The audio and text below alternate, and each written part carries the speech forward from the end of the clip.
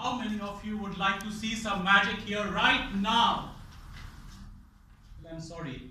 I'll have to disappoint you because I do not know any magic yet. I may not know any magic, but when I was a child, I used to love watching magicians on stage. There was this moment of excitement when the magician would come, dressed up in all colorful clothes, maybe with a turban on top. He would come, the stage would be dimmed, and then he would face a glowing ball and say, "Abracadabra, gilly, gilly, go!" Fireworks on stage. The magician starts his tricks. You are just astounded by what is going on. There you see a hat. He takes it out, the rabbit comes out. Maybe a dove. From his pockets he starts taking out cloth and it never ends. Water flows in the other direction. As a child, that was the most amazing thing I have ever seen. Maybe you will recall moments of your childhood when you watched a magic show and you were also equally amazed. Today when I see magic being performed, I know it's just an illusion. It's just a trick of light, a little bit of drama, a lot of science. But at the same time, the child in us is as mesmerized as ever when he sees magic being performed on stage. Now, many of us here would have read, seen the movies, or at least heard of Harry Potter. Has anyone here heard of Harry Potter? Most of you have. Now, the stories of Harry Potter talks about this young boy wizard and his friends, how they go about defeating the evil forces of a dark wizard, Lord Voldemort. The stories are wonderful, but equally wonderful is the story of the author, J.K. Rowling.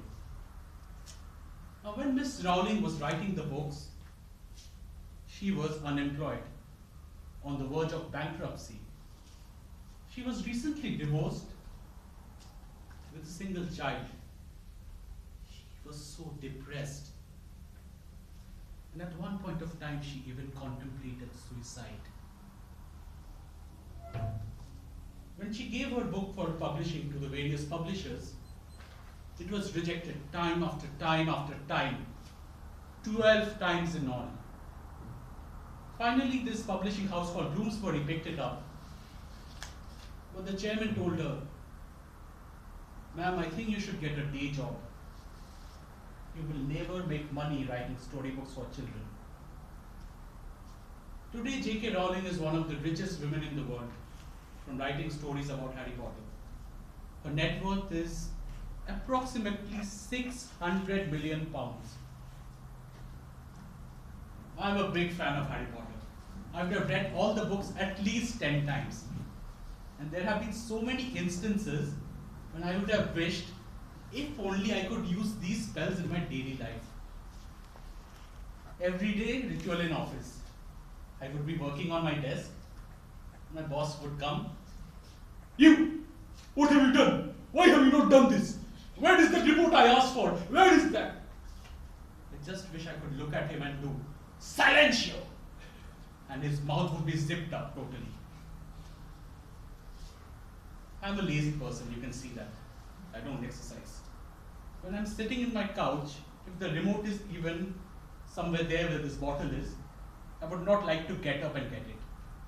Let's use magic. I would just point towards the bottle and say, "Wingardium Leviosa!"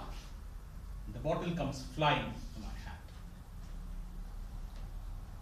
Let's say you're walking down a dark alley. It is so dark you cannot see anything. You would like to, if you do not walk properly, you will be stumbling and falling. What to do? Let's have magic come to the rescue. I've borrowed a wand from my fellow magician right now. It is so dark, you need light desperately. Let's use magic. Lumos.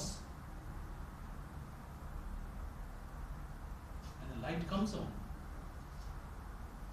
When you're done walking the narrow alley and then you see strangers coming. They might be your enemies. What to do? Let's turn the light off. Again you want.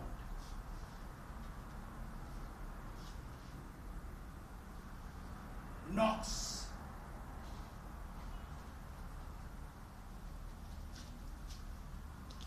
Technology.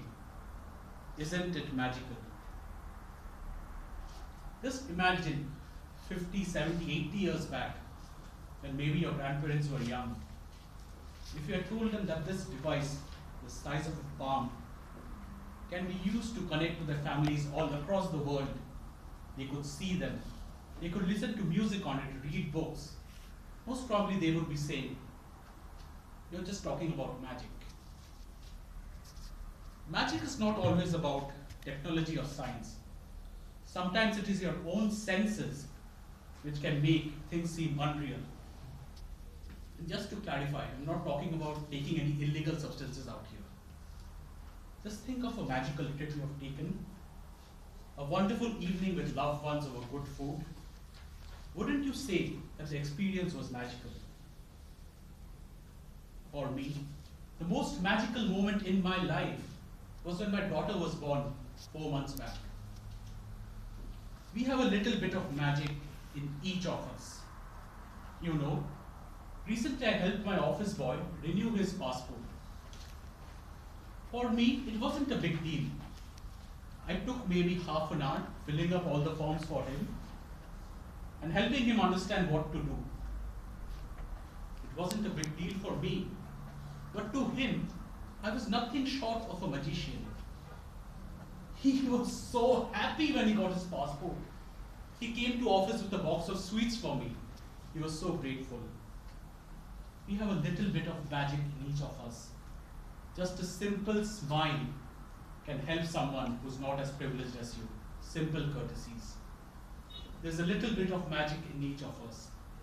Let's help spread it around. Thank you.